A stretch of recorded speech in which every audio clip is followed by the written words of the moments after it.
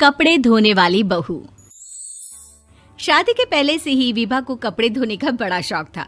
कभी नल के नीचे तो कभी तालाब के पास। अरे मेरी नीली वाली लुंगी नहीं दिख रही है।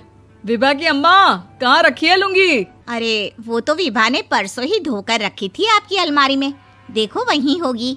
वो ना मैंने आज धो दी, मुझे लगा कि गंदी हो गई होगी। अरे कैसे गंदी हो गई थी? उसे तो मैंने पहना भी नहीं। हे भगवान, इस लड़की के कपड़े धोने की आदत से परेशान हो गया हूँ मैं। जितना तो घर में राशन नहीं आता, उससे कहीं ज्यादा डिटर्जेंट पाउडर का खर्चा है। इसकी शादी करवा दो, शादी जाए अपने घर में ही करे काम, फिर चाहे घर के कपड़े धोने हो या पूरे गांव के। हाँ ठीक बोल रही हूँ, देखता हूँ मैं कोई लड़का। वो दिन भी आ जाता है जब विभा को देखने लड़के वाले आ जाते हैं। लड़की मुझे अच्छी लगी। होने वाली सास कहती है, बेटी अगर कुछ पूछना है तो पूछ लो।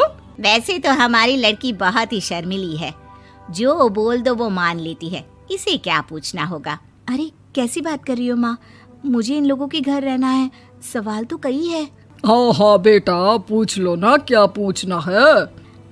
आप लोगों के घर कपड़े कौन धोता है? सास का मुंह बन जाता है।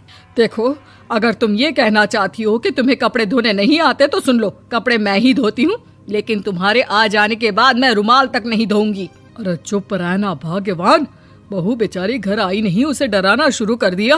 वो क्या है ना बिटिया, अभी तक तो ये कल्लू की माँ ही धोती थी, लेकिन अब तुम्हारे पापा तो दहेज में वॉशिंग मशीन देंगे ही।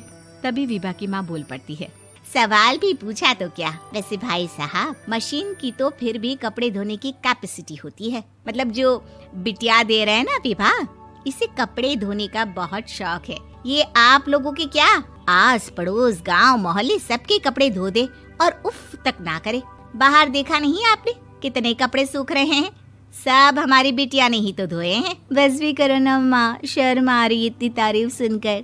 और तो और एक दाग निकाल कर दिखाओ तो मान जाऊं। हाँ अच्छा, माफ करना बेटा, मैंने गलत समझा।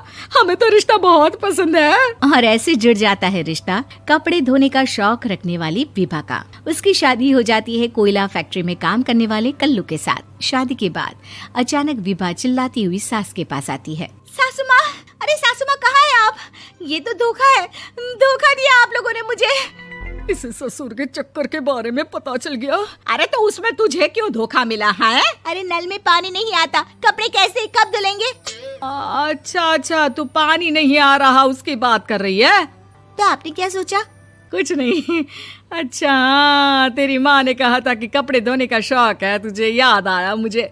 शौक बोलकर कपड़े धोने वाले मेरे जुनून को कम ना आके सासू माँ, कपड़ा धोना मेरा गुरूर है। तभी पति भी वहाँ आ जाता है। अभी मैंने इसे सनी देओल की फिल्म दिखाई है, उसी के डायलॉग मार रही है माँ। अच्छा सुन, साफ साफ बता रही हूँ, पानी सुबह 4 से 6 और शाम को 10 से 12 आता है, समझी? विभा टाइमिंग सुनकर हैरान हो जाती है। ये क्या भूतों का मोहल्ला है? सुबह 4 बजे उठकर कौन कपड़े धोता है? 4 बजे टंकी में पानी जाता है, फिर सारा दिन धोना ना, किसने मना किया? अरे कैसी बात कर रही हैं? 200 लीटर की टंकी में कितने कपड़े धो लूंगी मैं? सुबह ही उठ जाऊंगी मैं। अब क्या था, विभा सुबह 4 से लेकर रात के 12 बजे तक कपड़े ही धोती रहती। एक रोज सास पड़ोस से निकलकर कहीं जा रही होती है कि साथ वाली कहती है, हाँ कल्लू की माँ, जरा ये बताओ कि 2 साड़ी है, 2 ब्लाउज और एक पेटीकोट और एक नाड़े वाला लंबा कच्छा। हाँ तो? अरे तो क्या, कितना लोगी धुलाई ये बताओ। धोबन दिख रहे हैं हम क्या? हमारे पति सरकारी नौकरी से अभी रिटायर हुए हैं और बेटा सुपरवाइजर है कोयला फैक्ट्री में। धोबन समझ रखा है हमें? हाय रे कल्लू की अम्मा, माफ कर दो, वो तो मोहल्ले में यही सब बता रहे थे कि तुमने बहू को कपड़ा धुलवाने के काम में लगा दिया है। सास को पड़ोसन की बात सुनकर गुस्सा आ जाता है। वो घर पहुंचती है जहां घर के बाहर ही इतने सारे कपड़े सूख रहे होते हैं जितने कि किसी धोबन के घर पर। अरे ओ कल्लू की दुल्हन, बाहर निकल। माँ जी यहीं आ जाओ, बाथरूम में चादर धो रहे हैं हम। अरे अभी हम धोते हैं, तुमको बाहर निकलो। ये आस पड़ोस वाले बोल रहे हैं कि हम बहू से कपड़े धुलवा कर उसे कपड़ा धोने वाली बना दिए हैं। अरे छोड़ो ना माँ जी, किन लोगों की बातों में आती हो? आस पास के लोगों का तो काम ही होता है कि वो किसी तरह सास बहू को लड़ा दे। बहू सारे घर के कपड़े धोती है, ये क्या कम है? बोलिए। सास को भी लग जाता है कि वो बहू का ये सनकीपन नहीं छुड़वा सकती, इससे अच्छा है कि खुद ही चुप हो जाए। एक रोज सास और बहू मंदिर जाते हैं, जहाँ सास की साड़ी वहाँ खड़ी भीख मांगने वाली से मिलती है। माँ जी क्या बात है, आपकी साड़ी उस भिखारन से कितनी मिल रही है ना? हाँ हाँ देखो तो, दोनों की साड़ी मिल रही है। क्या बात है कल्लू की अम्मा, तुम खुद को तो अफसर की बीवी बताती हो और ऐसी सिंपल सी प्लेन साड़ी पहनकर घूमती हो। सिंपल और प्लेन नहीं है ये साड़ी। तो क्या सोने के धागे से फूल बने हैं? कुछ भी सासू माँ, कुछ भी। हाँ बने थे इस साड़ी में सोने के धागे से फूल। मेरे पति लेकर आए थे मद्रास से स्पेशली मेरे लिए 10,000 की। ताहे भाई साहब इस भिखारन के लिए भी सेम टू सेम साड़ी लेकर आए होंगे 10,000 की। सास उस वक्त तो कुछ नहीं कहती, लेकिन बहू के साथ घर आती है और अलमारी से एल्बम निकाल कर लाती है। ये साड़ी देख रही है, ये वही साड़ी है जिसे मैंने अभी पहना था। इस साड़ी में ये जो चमकदार फूल दिख रहे हैं ना, ये सोने के धागों से काढ़े गए हैं।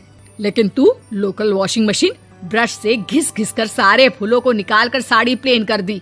मुझे माफ कर दीजिए सासू माँ। और तो और, जब मैंने तुझे तेरी गलती के लिए कुछ नहीं कहा, लेकिन तूने तो सबके सामने मेरा मजाक ही बना दिया। क्यों? बहू को समझ में आ